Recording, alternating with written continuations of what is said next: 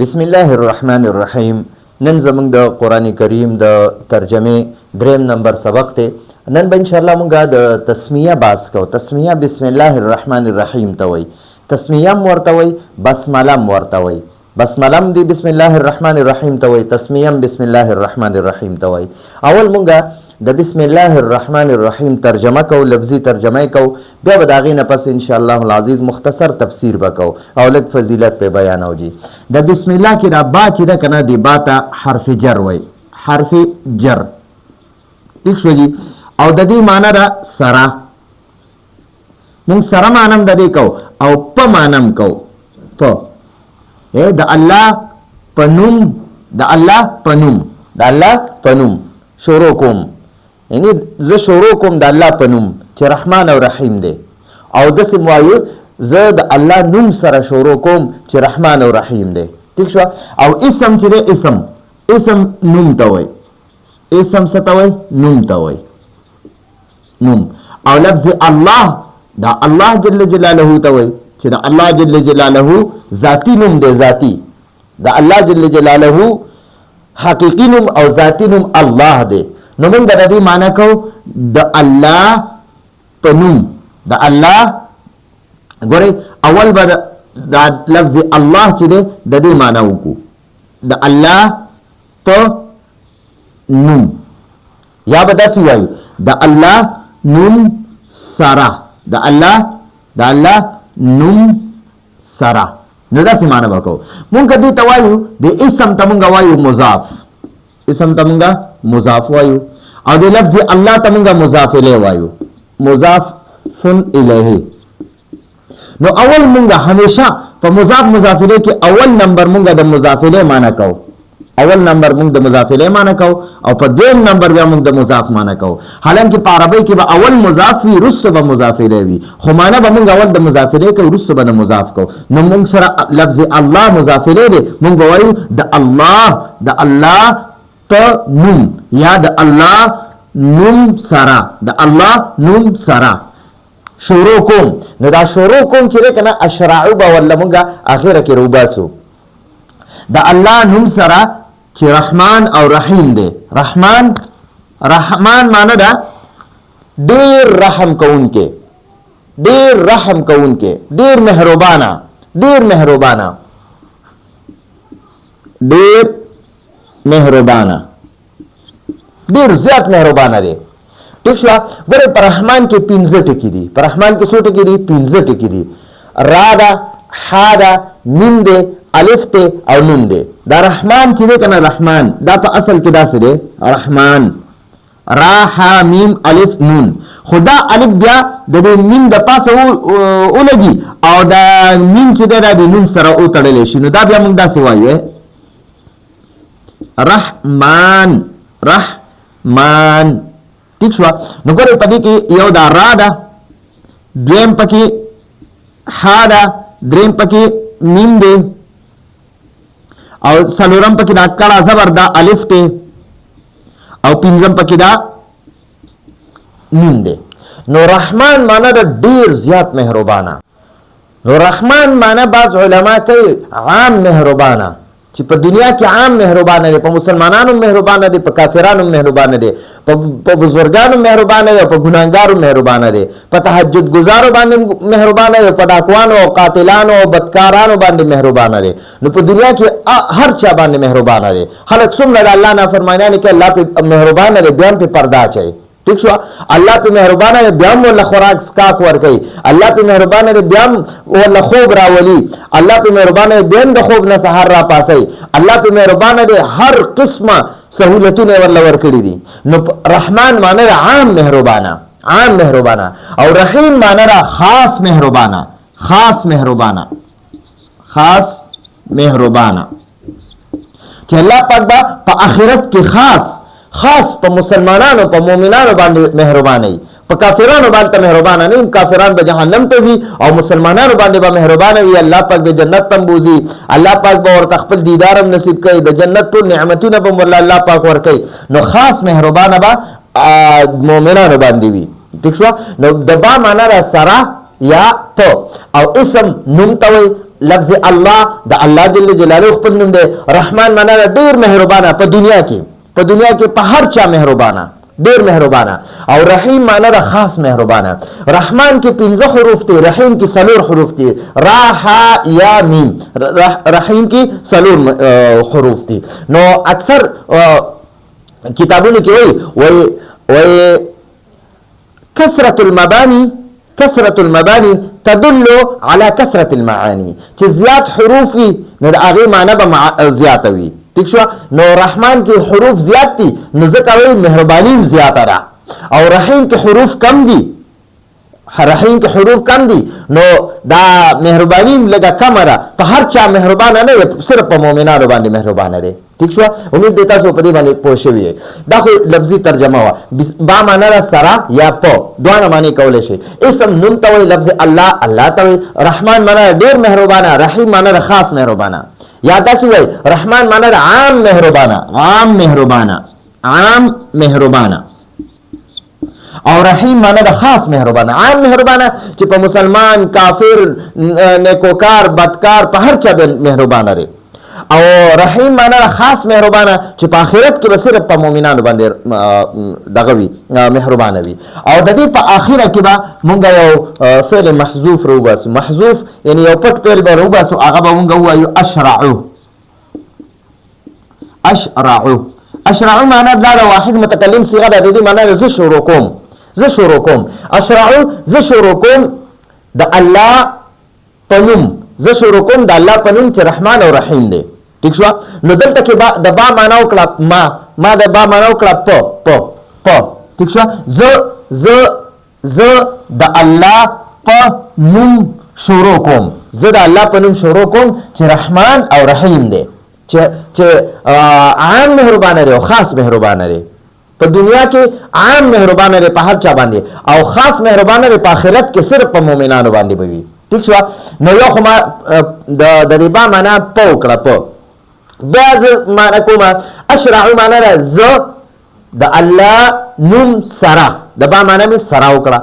زه د الله نوم سره شروع کوم چې رحمان او رحیم دی، چې عام مهربانه دی په دنیا کې هر چا باندې، او خاص مهربانه دی په آخرت کې صرف په مؤمنانو باندې.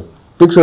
دا خو صرف مونږه د بسم الله الرحمن الرحیم لفظي ترجمه وکړه. او اشرعو یا والله اشرعو فعل وباسه چې زه شروع کوم، یو کار شروع کې نو تب هغې دپاره اشرعو فعل به راوباسي.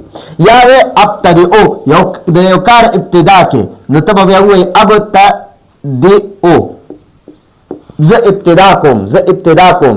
یا ته تلاوت کې نو بیا ووایي اقرأو، زه لولمه، زه ویمه اقرأو. ٹھیک شو. یا زه لیکل شروع کوم نو ته دې لپاره بیا راوباسه اکتبو. زه لیکل کوم د الله په نوم سره چې رحمان او رحیم دی. زه تلاوت کوم، زه لولم د الله په نوم سره چې عام مهربان دی او خاص مهربانه دی. زه شروع کوم د الله په نوم سره چې عام مهربانه دی او خاص مهربانه دی. یا زه ابتدا کوم د الله په نوم چې عام مهربانه دی او خاص مهربانه دی. نو داسې ورلته راوښکلی شي. خو بهرحال مونږ والله اشرعو راوښکلی چې زه شروع کوم. نو ګورئ بسم الله الرحمن الرحیم اوس فضیلت وایو. و حدیث کې راځي و بسم الله الرحمن الرحیم چې دی که نه د کم کار په شروع کې دې مو وي نو هغه کار به د برکت نه ډک وي. په هغې کې به در سره د الله جل جلاله مهرباني او د الله جل جلاله شفقت به در سره شامل حال وي. نو ګور حدیث کې وایي کل امر ذی بال، هر اهم کار، هر یو اهم کار، ضروری کار، ښه کار، نیک کار، لم يبدأ ببسم الله فهو ابتر و اقطع، چې هغه بسم الله نه شروع نشي. هر یو نیک کار چې د بسم الله نه شروع نشي نو فهو اقطع و ابتر، هغه نیمګړی او بې برکته وي. هر یو اهم کار، هر یو نیک کار، هر یو عالیشان کار چې ته د بسم الله الرحمن الرحیم نه شروع نکړي نو هغه کار به دې یعنی لنډې کوچې وي او بې برکته به وي، برکت به پکې نه وي، او یعنی هغه به بې برکته به وي او لنډې کوچې به وي. ٹھیک شو. حدیث کې راځي چې کله تاسو دروازه بندوي نو بسم الله الرحمن الرحیم سره بندوي. کله چې تاسو دیوه مړه کوئ نو بسم الله الرحمن الرحیم سره بندوي. کله تاسو روټۍ خورئ نو بسم الله الرحمن الرحیم په شروع کې وایي. چې کله تاسو ودکیږئ بسم الله الرحمن الرحیم، را پاسېږئ بسم الله الرحمن الرحیم، باتروم ته ځئ بسم الله الرحمن الرحیم کې مخکې ووایه. چې کوم یو کارم کې بسم الله الرحمن الرحیم، سفر شروع کې بسم الله الرحمن الرحیم، کور نه بهر وځئ بسم الله الرحمن الرحیم. چې هر یو کار کې د بسم الله ابتدا کوه، ان شاء الله په هر یو کار کې به برکت وي او هر ځای کې به الله حفاظت کوي، د الله پاک مهرباني او د الله پاک شفقت په در باندې وي. نو بسم الله الرحمن الرحیم د هر کار نه مخکې شروع کول دا ډیره بهتره ده. حدیث کې راځي چې کم کس دروازه بندي او نور لزله بسم الله الرحمن الرحیم وای نو د دې استاد په ټول کور باندې با نور لس فرشتي د حفاظت د پر الله مقرر کینو. نماز خوتنه د کېدو نه مخکې چې کومې دروازې تاسو د کور بهر بندوي نو بسم الله الرحمن الرحیم ورسره ضرور وای. ٹھیک شو جی. اوس بل خبره په د جاهلیت په زمانہ کې د اسلام نه مخکې چې کله دا کافران یو کنه نو دوی به چې کله یو کار شروع کولو کنه نو د خپل بوتانو په نوم باندې به شروع کولو. بسم الله والعزى، بسم الله والعزى، زه د لات او د عزى په نوم باندې دا د هغوی د بوتانو نومونه، زه د لات او د عزى په نوم باندې شروع کوم. نو چې کله اسلام اوله وحی الله پاک نازل کړ نبی علیہ السلام ته نو الله پاک ورته فرمایي اقرا ته ووایه بسم الله، اقرا بسم ربک، اقرا بسم ربک. نو ته د خپل رب په نوم سره شروع کا. نو الته بیا بسم الله الرحمن الرحیم نبی علیہ السلام شروع کړه. او بیا اوس بیا په دې کې اختلاف ته چې دا بسم الله الرحمن الرحیم د قران پاک عیسی دا آیات ته او کنه دا یو عام بسم الله الرحمن الرحیم د قران آیات نه لري. اوس په دې کې اختلاف ته چې بسم الله الرحمن الرحیم د قران مستقل آیات دی او کنه دی، په دې کې اختلاف دی. نو یاد وساتئ په 19 سپاره کې سورہ نمل کې انه من سلیمان و انه بسم الله الرحمن الرحیم. نو دا د سورہ نمل مستقل یو آیات دی، مستقل آیات دی. ٹھیک شو جی. نو زمونږ د احناف په نسبت باندې چې قران پاک د قران پاک کې بسم الله الرحمن الرحیم مستقل د سورہ نمل آیات ته او د نورو سورتونو په شروع کې چې کم 113 یو سل دیالس سورتونو په شروع کې چې کومه بسم الله الرحمن الرحیم ده نو دا د دوو سورتونو په منځ کې د جدایي لپاره راغلي دغه د قران پاک آیات نه دي، خو صرف پکې یو بل یو بسم الله الرحمن الرحیم د دوو سورتونو په منځ کې آیات راغلي دي. دا د احناف په نسبت باندې د احناف عقیده دا ده چې دوزل بسم الله الرحمن الرحیم دوزل د قران پاک آیات ته یو خو د سورې نمل دی هغه خو په دې باندې احناف او شوافی او دا ټول په دې باندې امام مالک رحمه الله دا ټول په دې باندې متفق دي چې او بسم الله الرحمن الرحیم د سورې نمل مکمل آیات ته انه من سلیمان و انه بسم الله الرحمن الرحیم. سورې نمل کې تاسو کته شي. ٹھیک شو جی. او دې باندې ټول امامانو اتفاق ته چې د سورې نمل دغه دا مستقل آیات ته دا بسم الله الرحمن الرحیم. او د احناف په نسبت باندې یو ځل بلم د قران آیات ته د دوو سورتونو په منځ کې چې هغه ته کم یو سورت کې غني. نو ځکه احناف چې کلم قران تلاوت کیږي پر رمضان کې په ختم کې نو قاری له پکاري چې یو ځل په اوچت आवाज سره د سورې نمل د بسم الله نه علاوه یو ځل په اوچت आवाज سره بسم الله الرحمن الرحیم ویل پکار دي. او اوس د احناف سا عقیده ده. احناف وای کنه دا شوافی امام شافعی رحمه الله وی بسم الله الرحمن الرحیم چې دا کنه د سورې نمل مخبل آیات ته سورې نمل مخبل آیات ته او بیا وی د هر یو سورت نمخ کې چې کومه بسم الله الرحمن الرحیم دی وی دا مستقل دغه سورت آیات ته. نو دا د احناف په نسبت باندې زمون په نسبت باندې صرف د یو سورت نمخ کې بسم الله الرحمن الرحیم هغه آیات ته نور آیاتونه نه دي، هغه صرف د دوو سورتونو په منځ کې د جداوالي لپاره بسم الله الرحمن الرحیم راغلی ده. ټیک شو دي. اوس احناف وای و چې سورې فاتحه په شروع کې د الحمد په شروع کې چې راکم بسم الله الرحمن الرحیم ده کنه نو دا د دې سورې فاتحه مکمل آیات ته او زمون د احناف په نسبت باندې آیات نه لري. ټیک شو. دا صرف یو ابتدا د بسم الله الرحمن الرحیم نو شو او بیا سوره فاتحه شروع شوله. ها اوس امام مالک رحمه الله سوی امام مالک رحمه الله وای چې یاره دا د قران پاک آیات ډول دی نه، صرف یو مستقل آیات د سوره نمل دی او بیا د یو سورتون په منځ کې دا بسم الله الرحمن الرحیم دا آیات نه لري. ٹھیک شو جی. نو دا خو زمونږه د بسم الله الرحمن الرحیم مختصر غونته کې باسمو کو او سوره دا بسم الله الرحمن الرحیم لفظي ترجمه وکړه او ورسره مختصر تفسیر وکړه. فضیلت مو چې را بسم الله الرحمن الرحیم ویلو سره څومره برکات انسان ته حاصلېږي او نو ویلو څونه نقصانات دي.